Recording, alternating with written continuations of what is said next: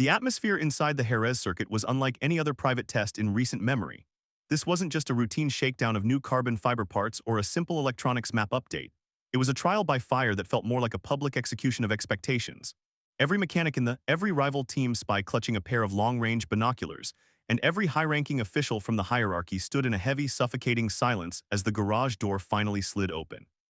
The man of the hour was the reigning king of world, a rider whose talent was described by Paddock veterans as once in a generation.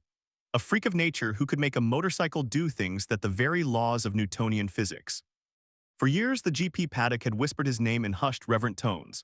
They spoke of his stunt-rider DNA, his uncanny, almost supernatural ability to stand a 160-kilogram machine on its nose at 200 kilometers per hour, his defiant late-braking maneuvers that left rivals gasping for air, and his absolute refusal to accept the standard limits of a front tire. But as he swung his leg over the YZR-M1, the stakes couldn't have been higher. This was more than just a performance evaluation. It was a personality test for both the rider and the manufacturer. A nation, Turkey, was watching with bated breath, hoping their hero would finally claim his rightful place at the pinnacle of motorcycle racing. The air was thick with the scent of high-octane fuel and the weight of a legacy. Yet beneath the surface of the professional handshakes, there was a jagged sense of unease. It was a rider who demanded a bike he could bully, a machine that could handle his violent, instinctive inputs. Conversely, had spent decades refining the M1 into a flow machine, a bike that demanded elegance, surgical precision, and a light touch. On paper, it was a marriage of opposites that felt more like a collision course. As the external starter motor whirred and the 1004 engine screamed to life, the tension reached a breaking point. Clicked the bike into gear and disappeared down the dream was finally becoming a reality. But within 3 laps, that dream began to look like a haunting nightmare. From the very first flying lap, it was clear to the trained eye that something was fundamentally, perhaps even wrong. Is a rider who lives and dies on the limit of the front tire. In the world Paddock, he is the master of backing the bike and using the rear to steer the machine while the front is mashed into the tarmac with impossible force. But a GP prototype is a different beast entirely. It is a rigid, uncompromising sculpture of carbon fiber, magnesium, and sensors that does not tolerate bullying. As approached the heavy braking zones of the Jerez circuit, the expected fireworks simply didn't happen. Instead, there was a visible, agonizing struggle. Data showed that was attempting to apply his trademark aggressive braking style, but the M1 didn't seem to support him.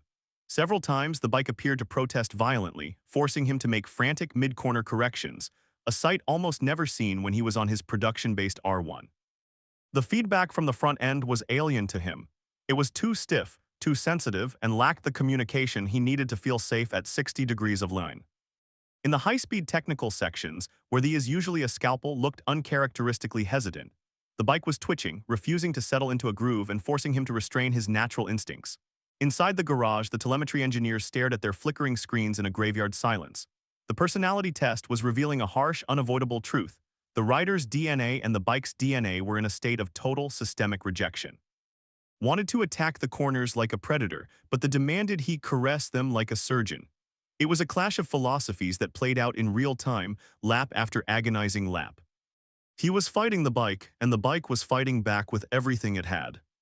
As the session progressed into the blistering heat of the afternoon, a much deeper and more sinister problem surfaced.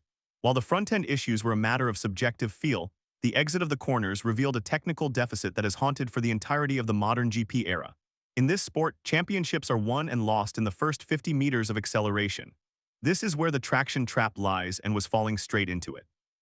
Known for his explosive slingshot exits, was twisting the ride-by-wire throttle only to find a hollow void where power should have been. The M1's classic weakness, a crippling lack of rear-end grip and raw mechanical acceleration, was being exposed in the most brutal way possible. Every time tried to pick the bike up and drive out of the corner, the sophisticated electronics seemed to intervene too heavily to prevent wheel spin, or the mechanical grip simply evaporated into blue smoke. Compared to the V4-powered monsters from KTM, that looked like it was moving through a pool of thick molasses. This wasn't just a world-class rider trying to learn a new cockpit.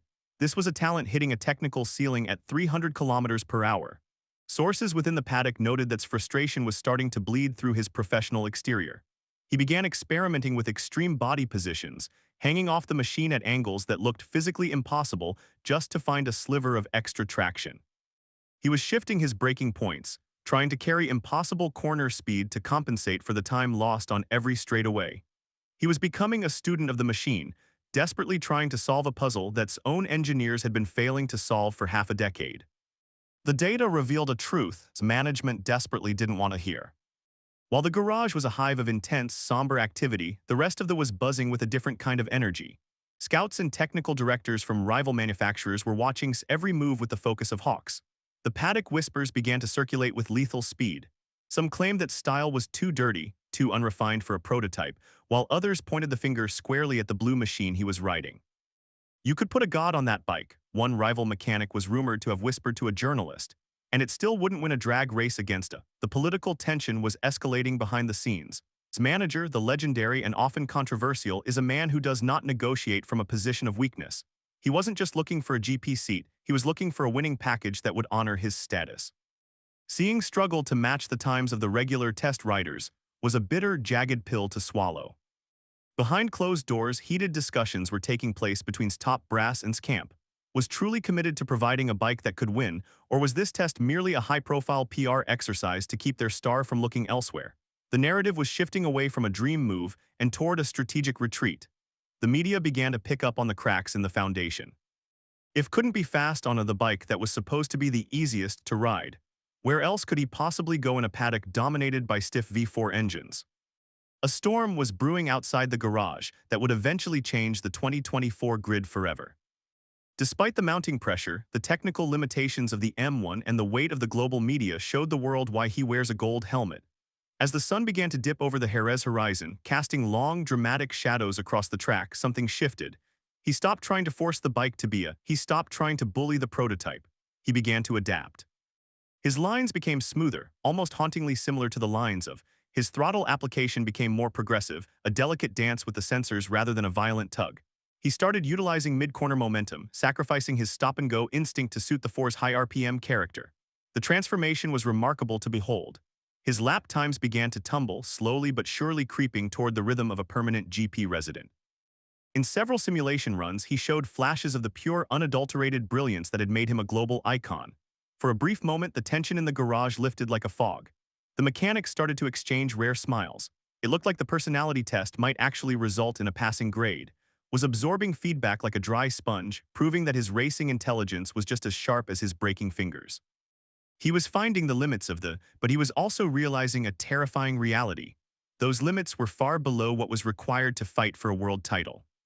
For a moment, it looked like he had conquered the beast. But then, the telemetry showed the true cost of that speed.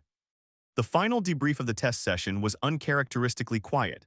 There were no grand celebrations, no champagne, and no major announcements for the waiting press. Walked out of the garage with a polite, tired smile, but those close to him knew the truth immediately.